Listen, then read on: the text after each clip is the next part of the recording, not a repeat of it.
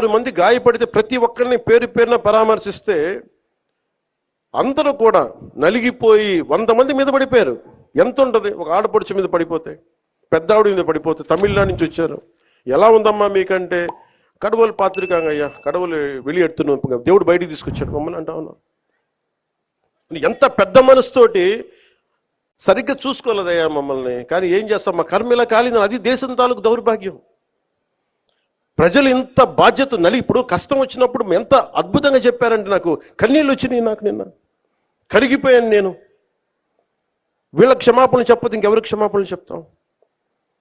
AEO కానీ, AEO Venkaiah Chowdary గారు కానీ, ఈఓ శ్యామలరావు గారు కానీ, చైర్మన్ బిఆర్ నాయుడు గారు కానీ, టీటీడీ బోర్డు సభ్యులు, పాలక మండలి సభ్యులందరూ కానీ, మీరందరూ వచ్చి ఒక్కొక్క వ్యక్తి గురించి కథ వింటే అప్పుడు మీకు బాధ అర్థమవుతుంది. క్షమాపణలు చెప్పండి. మీరు క్షమాపణలు చెప్పి తీరాలి, వేరే దారి లేదు. దేవుని పవిత్ర దెబ్బడానికి కూడా చేశారని నేను అవన్నీ మాట్లాడడం లేదు. ఇప్పుడు జ్యుడిషియల్ ఎంక్వైరీ చేస్తే అవన్నీ వస్తాయి. అల్టిమేట్ గా మీరు నన్ను ఇన్నేళ్లుగా చూశారు. నేను అధికారంలో ఉన్నా, అపోజిషన్ లో ఉన్నా, నేను దేవుని దగ్గరకు వచ్చినప్పుడు సామాన్య భక్తుడుగానే ఉంటా. That is my dedication. I will continue that.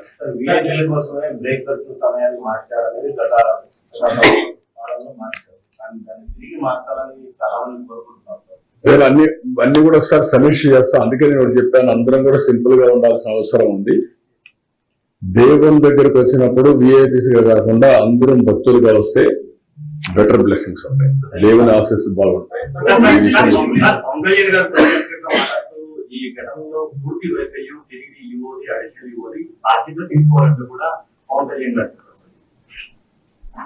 Okay, నేను డెప్త్కి వెళ్ళాను, డీటెయిల్కి వెళ్ళాను, then I have taken decisions. అందుకని ఈఓకు చెప్తున్నా, జాయింట్ ఈఓ చెప్తున్నా, చైర్మన్ చెప్తున్నా, మీరు కలిసి బాధ్యతగా ఉండాలని క్లియర్ గా డైరెక్షన్ ఇస్తున్నాను. అందరూ క్లియర్ అవ్వాలి. అంటే సమన్వయం లేకపోవడమే ఈ ఘటనకు ప్రధాన కారణం అనేది వాట్ ఐఎమ్ సేయింగ్, మీరు చెప్పినట్టన్నీ కూడా feedback I'm taking utmost efficient way, which is the right path according to my conscience. I'm taking the issue. Sir, apart from the judicial inquiry, will it be wise to organize Dharmika Sabhas and seek the opinions of all stakeholders to restore the sanctity of the temple? Sanctity of the temple lo jaragaledu. No, not this incident.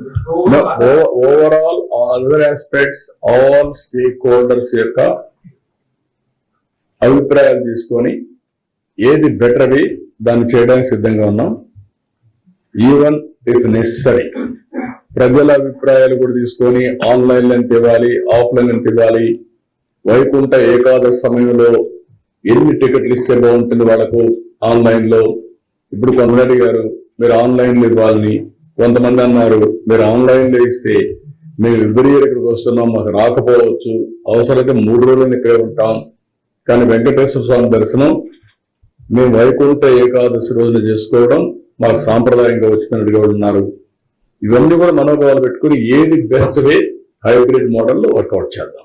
ఇప్పుడు మీకు ఆధార్ ఉంది, ఆధార్ వచ్చినాక ఒకసారి record చేసేస్తే టెక్నాలజీలో నేరుగా మీ facial recognition చూసి లోపల పంపించే పరిస్థితి వస్తుంది. Full proof.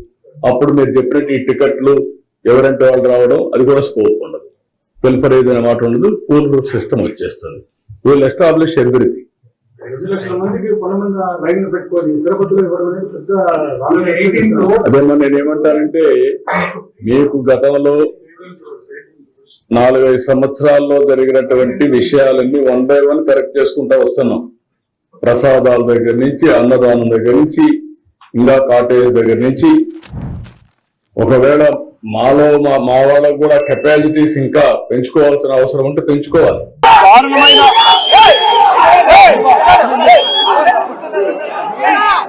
దారుణమైన పరిస్థితి